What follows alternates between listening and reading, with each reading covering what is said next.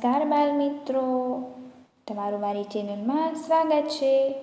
આજે આપણે ધોરણ 5 વિષય ગણિતનો પાઠ 10મો, એમાં શું કહે છે 10મો અને 100મો ભાગ, પાઠ 10મો અને 100મો ભાગનો વિડીયો ભાગ 1 આપણે આજે નિહાળીશું।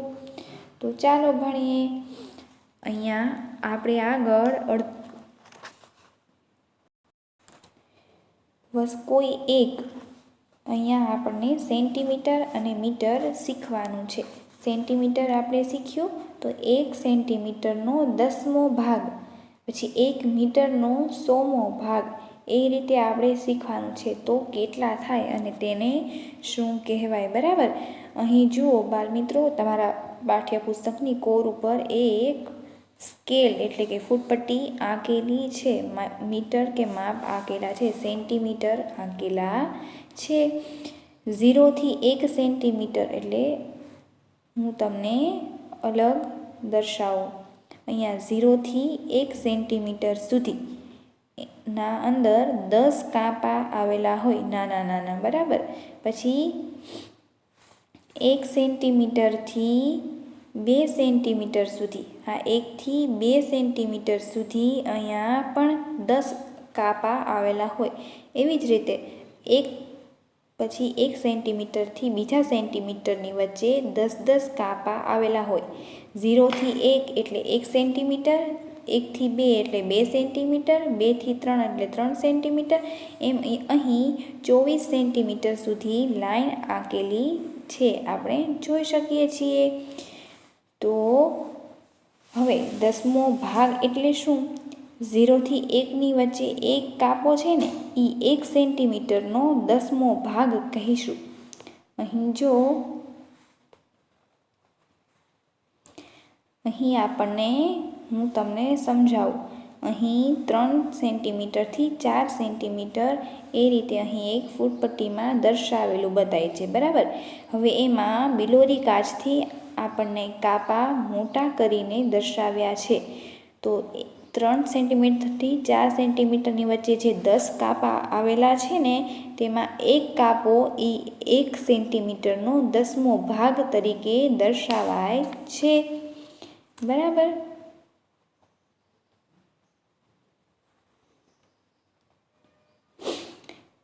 હવે જોઈએ, તમે ઉપયોગમાં લીધેલી સૌથી નાની પેન્સિલ કેટલા સેન્ટીમીટર લાંબી છે? આ પેન્સિલ કેટલી સેન્ટીમીટર લાંબી છે? તો અહીંયા આપણે સમજીશું, તમે ઉપયોગમાં લીધેલી, બરાબર। તો આપણે ઉપયોગમાં લીધેલી કોઈ પણ નાનામાં નાની પેન્સિલ 5 સેન્ટીમીટર લાંબી હશે। આ પેન્સિલ કેટલી વધારે લાંબી છે? આ પેન્સિલ કેટલી છે એનું અનુમાન કરવાનું કીધું છે। અનુમાન એટલે અંદાજિત જવાબ આપવું, આપણે અનુમાન કરીએ, માપીએ નહીં પણ અનુમાન જોઈને કહી શકીએ તે। હવે આપણે જોઈ શકીએ મોટું અને સ્પષ્ટ દેખાય તે માટે અંજુએ લેન્સનો ઉપયોગ એટલે કે આ બિલોરી કાચનો ઉપયોગ કર્યો છે, તે 3 સેન્ટીમીટર કરતાં વધુ લાંબી છે। આ પેન્સિલ અહીં 3 સેન્ટીમીટર, આ જો 3 સેન્ટીમીટર છે ને, હા છે, 3 સુધી 3 સેન્ટીમીટર કહેવાય, પણ એનાથી પણ વધુ લાંબી છે। તો એની અંદર કાપા છે ને 6 કાપા સુધી છે। 3 થી 4 સેન્ટીમીટર વચ્ચે જે મોટો કાપો આવે એ 5 મિલીમીટરનો હોય, તેને આપણે મિલીમીટર તરીકે ઓળખીશું। 1 સેન્ટીમીટરના અહીં શું કીધું છે? અહીં 1 સેન્ટીમીટરના 10 સરખા ભાગ છે। કોઈ પણ 1 સેન્ટીમીટરથી બીજા સેન્ટીમીટરની વચ્ચે એક સરખા 10 ભાગ કરેલા હોય છે। આથી દરેક ભાગ એ સેન્ટીમીટરનો 10મો ભાગ છે। આ મેં તમને સમજાવ્યું ને કે 1 સેન્ટીમીટરમાં 10 સરખા ભાગ હોય અને કોઈ પણ એક ભાગ એ 1 સેન્ટીમીટરના 10મા ભાગ તરીકે છે। 1 સેન્ટીમીટરનો 10મા ભાગને 1 મિલીમીટર કહે છે। શું કહેવાય બાળમિત્રો? મિલીમીટર, આપણે યાદ રાખીશું અને એને ટૂંકમાં મીમી તરીકે દર્શાવાય છે। જેમ કે આપણે સેન્ટીમીટરને સેમી તરીકે લખીએ છીએ, એ રીતે મિલીમીટરને મીમી તરીકે ઓળખાય, બરાબર। તો હવે આ પેન્સિલ અનુમાન કર્યું તો આપણે 4 સેન્ટીમીટર જેટલું અનુમાન કર્યું, પણ એનાથી થોડીક ટૂંકી છે અને 3.6 સેન્ટીમીટર 3.6 સેન્ટીમીટર થાય. અને મિલીમીટરમાં કેવું હોય તો 3 સેન્ટીમીટર અને 6 મિલીમીટર. આપણે એ આગળ સમજીશું. જો અહીંયા હું તમને સમજાવું. તમે ઉપયોગમાં લીધેલી પહેલો પ્રશ્ન છે એનું આ આન્સર છે. તમે ઉપયોગમાં લીધેલી સૌથી નાની પેન્સિલની લંબાઈ કેટલી છે? 5 સેન્ટીમીટર. પછી બીજું પેન્સિલનો આપણને સવાલ પૂછેલો હતો કે આ અનુમાન મુજબ પેન્સિલ કેટલી લાંબી છે? તો મારા અનુમાન મુજબ આ 4 સેન્ટીમીટર લાંબી છે. હવે જોઈએ, જો આ કીડી એક નાનકડી અમસ્તી અહીં દર્શાવેલી છે, તો એ કીડી તો 3 મિલીમીટર જેટલી જ છે. 1 સેન્ટીમીટર એ પૂરી છે એની 1 થી 2ની વચ્ચે, પણ એ 3 અમસ્તા 3 કાપા જેટલી છે. તો કોઈ 1 સેન્ટીમીટરનો એક કાપો એ 10મો ભાગ દર્શાવતો હતો, તો અહીં 3 ભાગ થાય ને એના 3 મિલીમીટર થાય. 3 મિલીમીટર લાંબી છું, બરાબર.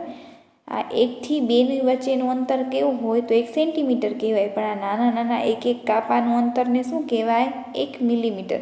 તો એવી રીતે 2 કાપાને 2 મિલીમીટર ને 3 કાપાને 3 મિલીમીટર તરીકે દર્શાવાય. તો શું કહેશું જો આ શું કહે છે? અરે આ પેન્સિલ 3 સેન્ટીમીટર અને 6 મિલીમીટર લાંબી છે. હા છે, 3.6 સેન્ટીમીટર લખાય અને મિલીમીટરમાં એમ લખવું હોય તો 3 સેન્ટીમીટર અને 6 મિલીમીટર તરીકે પણ દર્શાવાય.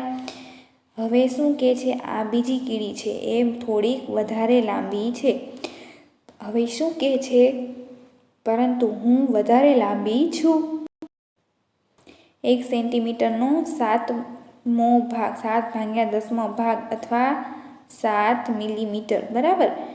આ જે બીજી કીડી છે એ 7 કાપા સુધી લાંબી છે, તો એ 7 મિલીમીટર કહેવાય. એટલે 1 સેન્ટીમીટરનો 7મા ભાગ જેટલી છે. તો એ સેન્ટીમીટરમાં દર્શાવવું હોય તો 7/10 સેન્ટીમીટર કહેવાય, અને મિલીમીટરમાં દર્શાવવું હોય તો 7 મિલીમીટર કહેવાય. આપણે સેન્ટીમીટરના 10મા ભાગને 0.1 મિલીમીટર કહીશું. તેને 0.1 સેન્ટીમીટર વંચાય, બરાબર. કોઈ 1 સેન્ટીમીટરના 10મા ભાગને આપણે 0.1 સેન્ટીમીટર કહીશું. 1 સેન્ટીમીટર નહીં, કેમ કે 10મો ભાગ છે. તો 1 સેન્ટીમીટરના 10મા ભાગને 0.1 સેન્ટીમીટર કહીશું. તેને 0.1 સેન્ટીમીટર વાંચીશું. આથી 1 મિલીમીટર એ 0.1 સેન્ટીમીટર જેટલું છે. 1 મિલીમીટર બરાબર એ 0.1, તો બંનેનું માપ કેટલું થાય? સરખું જ થાય. જો અહીં મેં દરેક દાખલા ગણેલા છે, તમે આ રીતે સમજી શકો. 1 સેન્ટીમીટરનો 7/10મો ભાગ અથવા 7 મિલીમીટર 0.7 સેન્ટીમીટર એમ કહીશું, બરાબર. તમે આનો સ્ક્રીનશોટ પાડીને દાખલા લખી શકો છો. હવે જુઓ, અહીંયા પણ કીધું છે આ પેન્સિલની લંબાઈ કેટલી છે?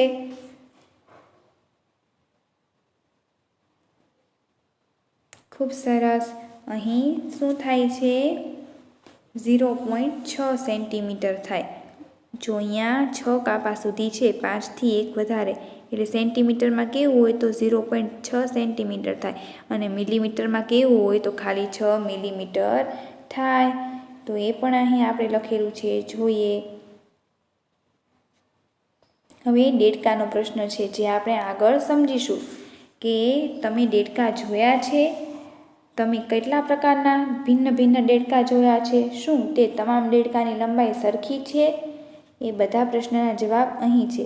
હા, મેં ચોમાસાની ઋતુમાં પાણી ભરેલા ખાબોચિયામાં લીલા બદામી રંગના નાના મોટા ભિન્ન પ્રકારના દેડકા જોયા છે, બરાબર. જો એ આપણને અહીં કીધું છે, તમે દેડકા જોયા છે? કયા? તમે કેટલા પ્રકારના દેડકા જોયા છે? ની લંબાઈ, બરાબર. તો એનો જવાબ મેં તમને કીધું આગળ. હવે જો સોનેરી દેડકા ને વિશાળ મોટો દેડકો, આ પ્રકારના દેડકા વિશ્વમાં સૌથી ઓછી લંબાઈના હોય છે. તેમની માત્ર લંબાઈ 0.9 સેન્ટીમીટર હોય. સોનેરી દેડકા હોય ને એ વિશ્વમાં સૌથી ઓછી લંબાઈના હોય, 0.9 સેન્ટીમીટરના જ હોય છે. અનુમાન કરો કે આવા કેટલા દેડકા તમારી નાનકડી આંગળી પર બેસી શકે. પછી આજે વિશાળ મોટા દેડકા, પરંતુ દેડકાની તમામ જાતિઓમાં આ સૌથી લાંબો દેડકો છે. લંબાઈ આશરે 30.5 સેન્ટીમીટર જેટલી હોય છે. બરાબર, તો એનો આપણે આગળ સમજીએ. જો સોનેરી દેડકા વિશ્વમાં સૌથી ઓછી લંબાઈના હોય છે. તેમની લંબાઈ માત્ર 0.9 સેન્ટીમીટર જેટલી જ હોય છે. અનુમાન કરો કે આવા કેટલા દેડકા તમારી આંગળી પર બેસી શકે. મારા અનુમાન મુજબ આવા 4 દેડકા મારી નાનકડી આંગળી પર બેસી શકે. કઈ રીતે? કેમ કે એની લંબાઈ 0.9 સેન્ટીમીટર છે. બરાબર, એટલે આપણી આંગળી 4 સેન્ટીમીટર જેટલી હશે. એટલે તો 4 દેડકા આપણી અંદાજિત આંગળી ઉપર બેસી શકે. બરાબર, હવે જો 0.9 સેન્ટીમીટર એટલે 9 મિલીમીટર થાય, અથવા તો તેને 9/10 સેન્ટીમીટર પણ કહેવાય. 0.9 સેન્ટીમીટર એટલે શું? 9 મિલીમીટર પણ કહેવાય અને 9/10 સેન્ટીમીટર પણ તેને કહેવાય. જો આપેલી ખાલી જગ્યા છે તે છે 0.9 સેન્ટીમીટર એટલે કેટલા? તો 9 મિલીમીટર અને 9 મિલીમીટર અને 9/10 એટલા સેન્ટીમીટર થાય. પછી આથી 30.5 સેન્ટીમીટર એ 30 સેન્ટીમીટર થાય અને 5 મિલીમીટર થાય. આશરે કેટલા મોટા દેડકા 1 મીટરની ફૂટપટ્ટી પર ગોઠવી શકાય? જો તેઓને એક હરોળમાં ગોઠવવામાં આવે તો કેટલા નાના દેડકા 1 મીટરની જગ્યા રોકી શકે? શું કીધું છે? આશરે મોટા દેડકા 1 મીટરની ફૂટપટ્ટી પર કેટલા ગોઠવી શકાય અને નાના દેડકા પણ 1 મીટરની જગ્યા રોકી શકે. કેટલા રોકી શકે એ આપણે કહેવાનું છે. તો આપણે આગળ જોઈએ. જો 30.5 સેન્ટીમીટર એ 30 સેન્ટીમીટર અને 5 મિલીમીટર જેટલું છે. આશરે કેટલા મોટા દેડકા 1 મીટરની ફૂટપટ્ટી પર ગોઠવી શકાય? તો સૌથી મોટા દેડકાની લંબાઈ આપણને શું આપી હતી? 30.5 સેન્ટીમીટરના વિશ્વમાં સૌથી મોટા દેડકા હોય છે અને 1 મિલીમીટર બરાબર 100 સેન્ટીમીટર થાય. તો આ 30.5 સેન્ટીમીટર છે ને, તો 30.5, 30.5 ને 30.5 એમ ટોટલ 90.91.5 એમ કંઈક સમથિંગ જવાબ મળે. 30 એટલે કેટલા થાય? તો 100 છે, 100/30 કરીએ ને તો 3 જવાબ મળે. અને 30, 30, 30 3 વખત કરીએ ને તો 90 થાય. બરાબર, તો 1 મીટરમાં તો 100 સેમી આવે ને. તો 1 મીટર ઉપર ફૂટપટ્ટી ઉપર કેટલા ગોઠવી શકાય? 3 દેડકા ગોઠવી શકાય. પછી આશરે 3 મોટા દેડકા 1 મીટરની ફૂટપટ્ટી પર ગોઠવી શકાય. હવે એની પછીનું જોઈએ. જો તેઓને એક સીધી હરોળમાં ગોઠવવામાં આવે તો કેટલા નાના દેડકા 1 મીટરની જગ્યા રોકી શકે? હવે નાના દેડકા નહીં તે પણ એક આપણે સીધી હરોળમાં ગોઠવ્યા. મોટા દેડકાને 1 મીટરની ફૂટપટ્ટી પર ગોઠવીએ તો 3 આવે, પણ નાના દેડકા વિશ્વમાં કેટલી લંબાઈના હતા? 0.9 સેમીના, એટલે કે 9 મિલીમીટરના દેડકા હતા. તો 1 મીટર બરાબર 100 સેન્ટીમીટર. બરાબર, 1 મીટરમાં કેટલા સેન્ટીમીટર આવે? 100 સેન્ટીમીટર. પણ આપણે તો મિલીમીટરમાં ગોતવાનું છે ને, મિલીમીટરના દેડકાની માપ છે ને. તો 1000 મિલીમીટર થાય. 100 સેન્ટીમીટર બરાબર કેટલા મિલીમીટર થાય? 1000. તો 1000/9 કરીએ ને જ્યારે આ 9 મિલીમીટર, ત્યારે 111 જવાબ મળે. તો 111 નાના દેડકા 1 મીટરની જગ્યા રોકી શકે. તો 1 મીટરની સીધી ફૂટપટ્ટી પર કે સીધી લાઈન પર 111 નાના દેડકા ગોઠવી શકાય. હવે અહીંયા એક છેલ્લો મહાવરોમાં પહેલો પ્રશ્ન છે આ 135માં પાના નંબર પરનો. ખીલીની લંબાઈ 2 સેન્ટીમીટર અને ખાલી જગ્યા મિલીમીટર અથવા 2 પોઈન્ટ ખાલી જગ્યા સેન્ટીમીટર છે. જો આપણે અહીં આગળ સમજીએ. ખીલીની લંબાઈ 2 સેન્ટીમીટર અને 9 મિલીમીટર થાય. શું થાય ખાલી જગ્યામાં? 2 સેન્ટીમીટર કહેવાય અને 9 મિલીમીટર કહેવાય. અથવા એને જો સેન્ટીમીટરમાં આપણે લખવું હોય તો 2.9 સેન્ટીમીટર લખાય. બાળમિત્રો, આપણે અહીં પાઠ 10 10મો અને 16મો ભાગનો વિડીયો ભાગ 1 સમજ્યા. આગળનું આપણે આવતા વિડીયોમાં સમજીશું.